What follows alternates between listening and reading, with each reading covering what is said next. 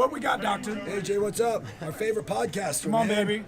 Out of every single match inside the whole show that you thought could have happened with everyone inside this roster, who would the match be?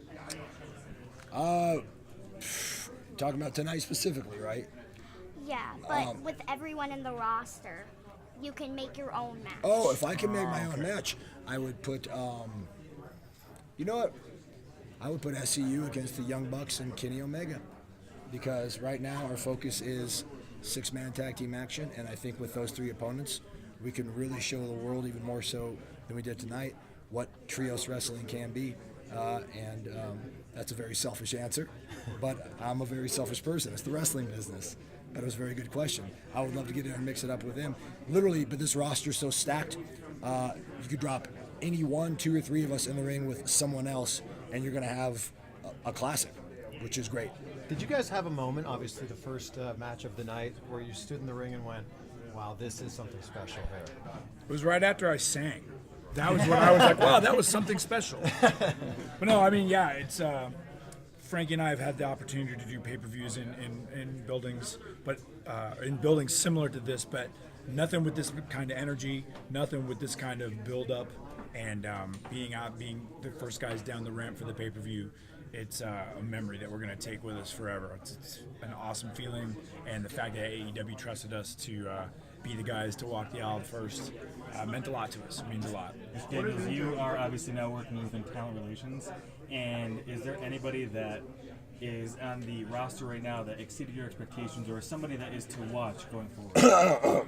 Other than us? Yeah, well, first of all, I'm very happy to say that I'm one of the reasons that Kip Sabian is here. I met Kip Sabian less than 2 years ago and was completely floored by how good he is, and I had something to do with him getting to the Ring of Honor Honor Reunited tour last year, and have him come here was something personal that I wanted to make sure happened, and I'm glad that tonight he went out there, had his first match, got his hand raised, and I think he showed the world. A lot more people know about Kip Sabian now than they did 6 hours ago, which I think is great.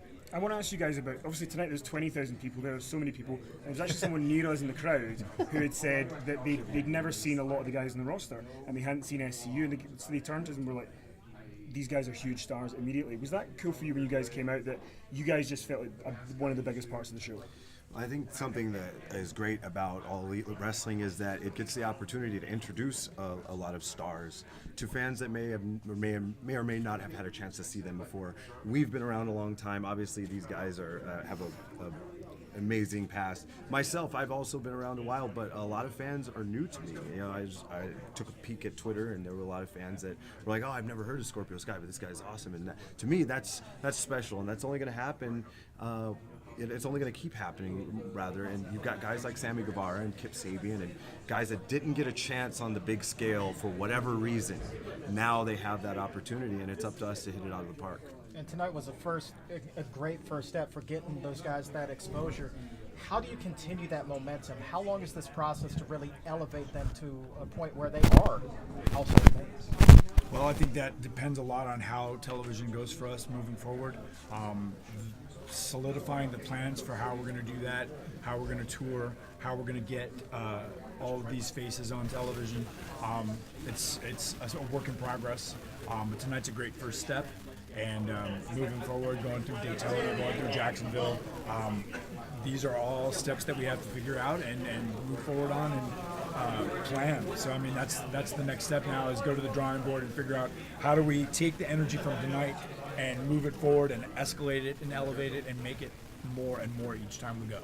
Christopher, can you tell us where the Fountain of Youth is? Because clearly you have found it. I don't want to share it because then everybody is ageless and then I'm not as special. So yeah, I'd rather not. It's inspiring. Sorry, everyone. As his best friend and someone that's known him for 20 plus years, it's inspiring every night. I mean, you know, I may look cool as a cucumber out there, but sometimes I'm in awe just watching this guy do his thing. Honestly, it really is the thought of going out there and working with guys like these by my side, my friends. They inspire me to work hard and try to still be around because I don't want to leave. I don't want to leave. So I'm not leaving. So don't try and get rid of me. You're damn well not. You ain't going anywhere. Don't you worry. Scorpio, I want to ask you kind of a fun question. So Chris sang in the ring tonight. We know Frankie's in a band. We know Jericho's in a band. So your unbiased opinion, who on the roster is the best musician? Oh boy. Oh boy. Oh boy. Well, I would say Frankie Kazarian is the best bassist, and an answer. Christopher Daniels has the best voice. Oh, wow. boy. What a sweetheart. What a boy. sweetheart. Solid sidestep. Hell yeah. Last question. What are your goals in AEW? Because obviously it's changing all the time. TV deal now. What are the goals for your future? It's, it's been thrown out there, the word change the universe, but that's the thing is that's everybody's goal here is to change the game, to change the rules of the game. Like I had said earlier, this type of mania and hysteria for professional wrestling, I broke it in 1998. I've only experienced this as a fan, and this is what I always wanted. And for me, 21 years in, to experience this now and just to see this as the beginning of what is to come is incredible.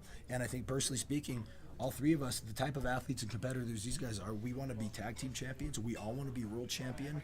I know we have collective goals, we have individual goals, and the thing is, any one of the three of us could do that.